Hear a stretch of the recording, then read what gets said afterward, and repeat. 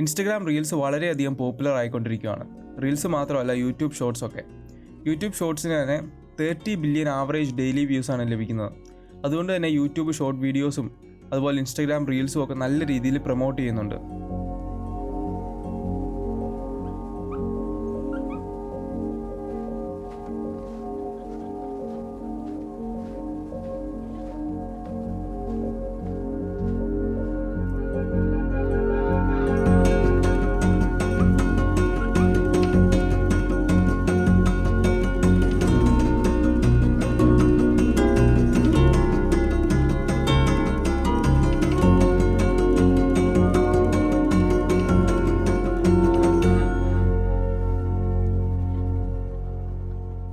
നമ്മൾ പുതിയൊരു video series start ചെയ്യുവാണ്.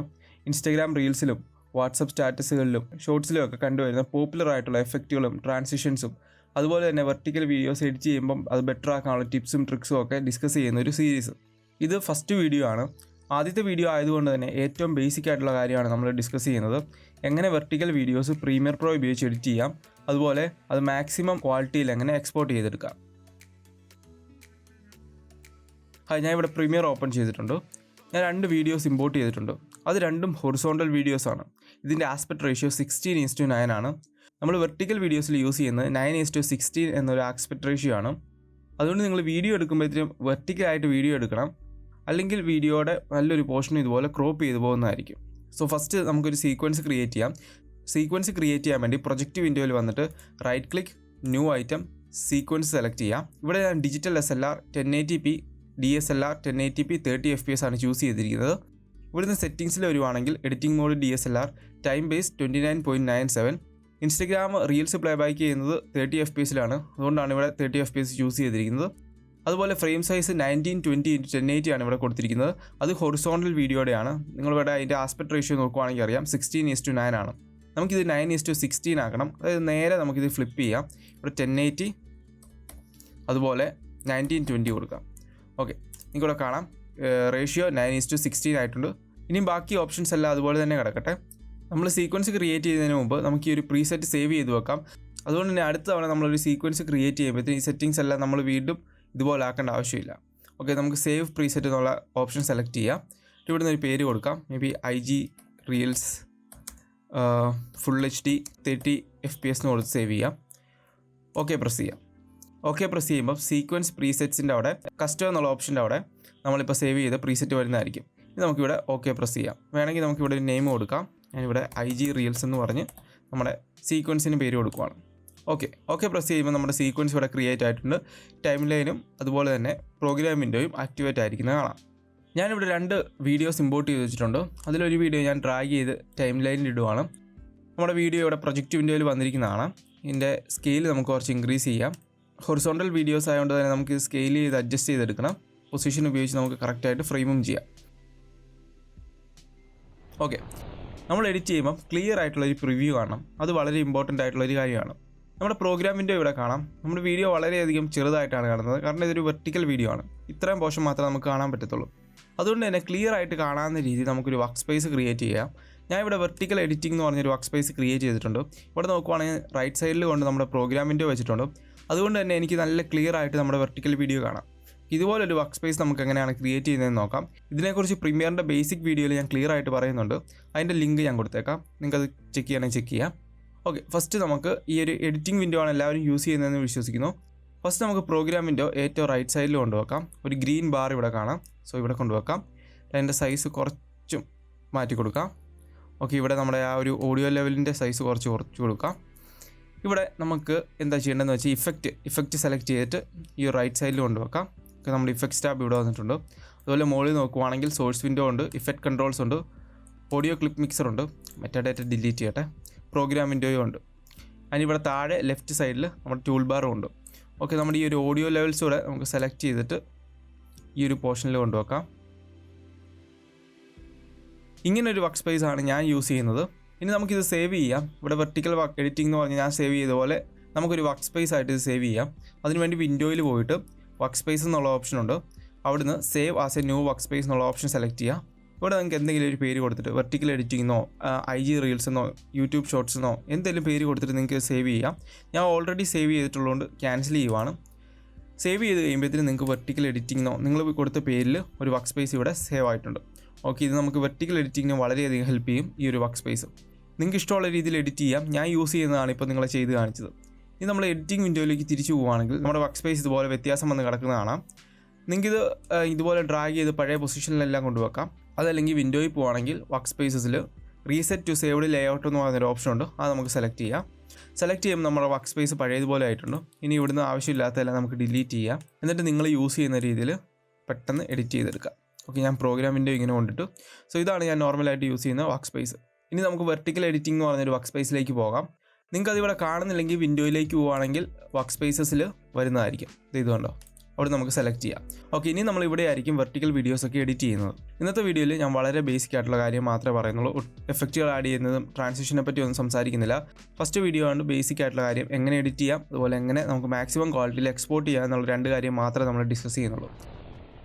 ഓക്കെ, ഞാൻ ഇവിടെ വേറെ ഒരു വീഡിയോയും കൂടി ഇമ്പോർട്ട് ചെയ്തിട്ടുണ്ട്. അതുകൊണ്ട് നമുക്ക് ഡ്രാഗ് ചെയ്ത് ടൈം ലൈനിൽ കൊണ്ടിടാം. ഓക്കെ, നമുക്ക് എല്ലാവർക്കും അറിയാം ഷോർട്ട് വീഡിയോസും അതുപോലെ റീൽസും ഒക്കെ 60 സെക്കൻഡാണ്. അതുപോലെ 1 മിനിറ്റേ സപ്പോർട്ട് ചെയ്യത്തുള്ളൂ. അതുകൊണ്ട് നിങ്ങൾ എഡിറ്റ് ചെയ്യുമ്പോഴത്തേനും ശ്രദ്ധിക്കണം. സോ ഫസ്റ്റ് നമുക്ക് ഈ സെക്കൻഡ് വീഡിയോയും ഇഫക്റ്റ് കൺട്രോൾസിലേക്ക് പോയിട്ട് അതിൻ്റെ സ്കെയിലും ഫ്രെയിമിങ്ങൊക്കെ ഒന്ന് അഡ്ജസ്റ്റ് ചെയ്ത് കൊടുക്കാം. ഇതിന് നല്ല ലെങ്ത് ഉണ്ട്. ഞാൻ അതുകൊണ്ട് തന്നെ ഇത് കുറച്ച് ക്രോപ്പ് ചെയ്യുവാണ്. ഓക്കെ, ഇത് ഞാനൊരു 5 സെക്കൻഡ്സ് W പ്രസ് ചെയ്തു. അതുപോലെ രണ്ടാമത്തെ വീഡിയോയും ഒരു 5 സെക്കൻഡ്സ് അല്ലെങ്കിൽ 10 സെക്കൻഡ്സ് യൂസ് ചെയ്യാം. W പ്രസ് ചെയ്യാം. W, Q ഈ 2 കീസ് ഉപയോഗിച്ച് നമുക്ക് റിപ്പിൾ ട്രിം ചെയ്യാൻ വേണ്ടി പറ്റും. അതിനെക്കുറിച്ച് ഞാനൊരു വീഡിയോ ചെയ്തിട്ടുണ്ട്, ലിങ്ക് കൊടുത്തേക്കാം. സോ ഇതാണ് നമ്മുടെ വീഡിയോ. സിമ്പിളായിട്ടൊരു വാട്ടർഫോൾസിൻ്റെ വീഡിയോ ആണ്. ഇത് വളരെ സ്റ്റാറ്റിക് ആയിട്ട് നിൽക്കുവാണ്. നമുക്കതൊരു ചെറിയൊരു കീ ഫ്രെയിം ആനിമേഷനോടെ കൊടുക്കാം. ഫസ്റ്റ് വീഡിയോ സെലക്ട് ചെയ്തു നമുക്ക് സ്കെയിലൊരു കീ ഫ്രെയിം സെറ്റ് ചെയ്യാം. സോ അത് വീഡിയോയുടെ സ്റ്റാർട്ടിങ്ങിൽ കൊണ്ടുവെക്കാം. നമുക്കിത് 199 കൊടുത്ത് നോക്കാം. ഓക്കെ, ആ ഒരു കീ ഫ്രെയിം വീഡിയോയുടെ എൻഡിങ്ങിൽ കൊടുക്കാം. സോ ചെറിയൊരു സൂമിങ് എഫക്റ്റ് നമുക്കിവിടെ കിട്ടും, കണ്ടോ? അതുപോലെ നമുക്ക് സെക്കൻഡ് വീഡിയോയിലും ക്രിയേറ്റ് ചെയ്യാം. സ്കെയിലൊരു കീ ഫ്രെയിം സെറ്റ് ചെയ്തു, ആ വീഡിയോയുടെ സ്റ്റാർട്ടിങ്ങിൽ കൊണ്ടുവച്ചു 195 കൊടുക്കാം. ഒരു 10 ആണ് വാല്യൂ കൊടുത്തിരിക്കുന്നത് ഡിഫറൻസ്. ഇത് പ്ലേ ചെയ്യുവാണെങ്കിൽ ചെറിയൊരു സൂമിങ് എഫക്റ്റ് ഇവിടെ കിട്ടിയിരിക്കുന്നതാണ്. ഓക്കെ, സോ ഇതാണ് നമ്മുടെ വീഡിയോ. ഇനി നിങ്ങൾക്ക് ഇതിൽ സൗണ്ട് എഫക്ട്സ് ആഡ് ചെയ്യാം, മ്യൂസിക് ആഡ് ചെയ്യാം, കളർ ഗ്രേഡ് ചെയ്യാം, ഇഫക്റ്റുകൾ ആഡ് ചെയ്യാം. ഈ വീഡിയോയിൽ നമ്മൾ മ്യൂസിക് മാത്രമേ ആഡ് ചെയ്യുന്നുള്ളൂ. അതുപോലെ തന്നെ ഡിഫോൾട്ട് ആയിട്ടുള്ള ട്രാൻസിഷൻ നമുക്ക് ആഡ് ചെയ്യാം. ഇവിടെ പ്രൊജക്റ്റിൽ വരുവാണെങ്കിൽ ഞാനൊരു മ്യൂസിക് എടുത്ത് വെച്ചിട്ടുണ്ട്. അതിൻ്റെ ഇൻ പോയിൻറ്റും ഔട്ട് പോയിൻറ്റും സെലക്ട് ചെയ്തിട്ടുണ്ട്. ഇനി നമുക്കത് ഡ്രാഗ് ചെയ്ത് ടൈം ലൈനിൽ കൊണ്ടിടാം. സിമ്പിളായിട്ടൊരു മ്യൂസിക്കാണ്. ഓക്കെ, ഞാൻ W ഉപയോഗിച്ച് റിപ്പിൾ ട്രിം ചെയ്തു. ഓക്കെ, ഇനി നമുക്ക് ഡിഫോൾട്ട് ആയിട്ടുള്ള ട്രാൻസിഷൻ ആഡ് ചെയ്യാം. അതിനുവേണ്ടി ഞാൻ ഇത് 2 സെലക്ട് ചെയ്തു. ഞാനൊരു വീഡിയോയിൽ പറഞ്ഞിട്ടുണ്ടായിരുന്നു, Ctrl+D ആണ് വീഡിയോസിൽ ഡിഫോൾട്ട് ആയിട്ടുള്ള ട്രാൻസിഷൻ ആഡ് ചെയ്യാനുള്ള ഷോർട്ട് കട്ട്. അതുപോലെ Ctrl+Shift+D ആണ് ഓഡിയോയിൽ ഡിഫോൾട്ട് ആയിട്ടുള്ള ട്രാൻസിഷൻ ആഡ് ചെയ്യാനുള്ള ഷോർട്ട് കട്ട്. ഓക്കെ, ഇതാണ് നമ്മുടെ ഫൈനൽ വീഡിയോ.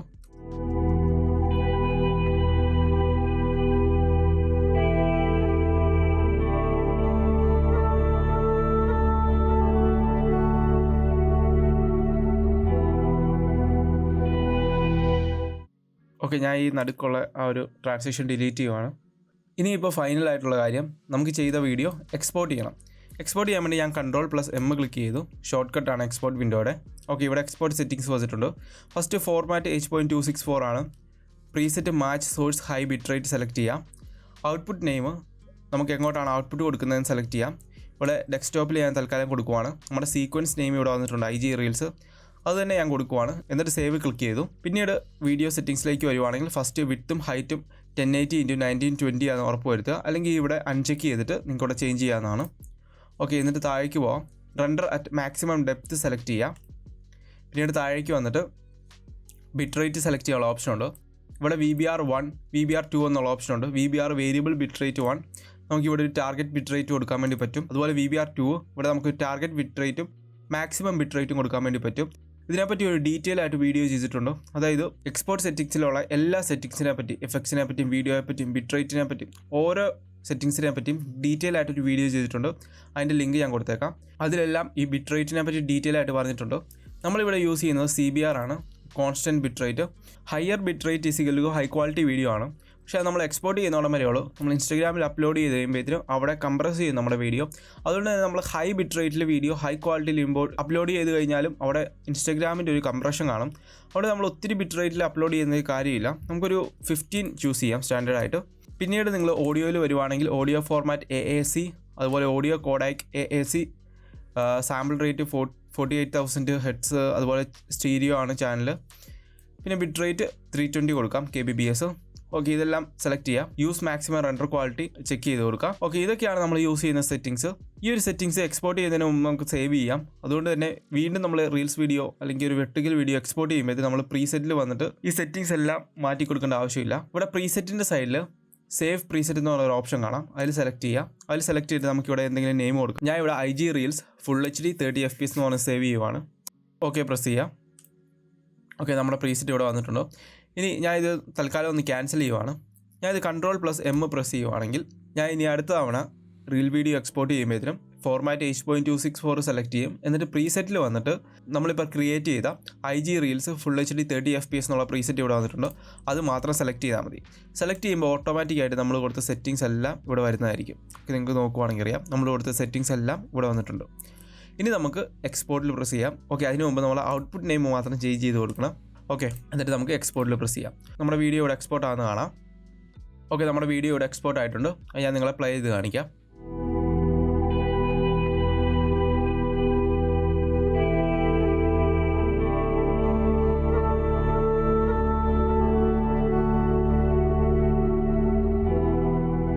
ഓക്കെ, നിങ്ങൾ വീഡിയോ കണ്ടെന്ന് കരുതുന്നു. വളരെ സിമ്പിളായിട്ടൊരു വീഡിയോ ആണ്. സോ ഇങ്ങനെയാണ് നമുക്ക് വെർട്ടിക്കൽ വീഡിയോസ് പ്രീമിയർ പ്രോ ഉപയോഗിച്ച് എഡിറ്റ് ചെയ്യാൻ കഴിയുന്നത്. ഈ വീഡിയോ നിങ്ങൾക്ക് ഉപകാരപ്പെട്ടു എന്ന് കരുതുന്നു. അതുപോലെ ഈ സീരീസ് നിങ്ങൾക്ക് ഇഷ്ടപ്പെട്ടെന്ന് കരുതുന്നു. നിങ്ങൾക്ക് ഇഷ്ടപ്പെട്ടെങ്കിൽ പ്ലീസ് ലൈക്ക് ദ വീഡിയോ. ഇനി മുമ്പോട്ടും പോപ്പുലർ ആയിട്ടുള്ള ട്രാൻസിഷൻസ്, എഫക്റ്റ് ഒക്കെ ചെയ്യുന്ന എപ്പിസോഡ്സ് ഇടുന്നതായിരിക്കും. Thank you for watching this video. പുതിയൊരു വീഡിയോ കാണാം. ബൈ.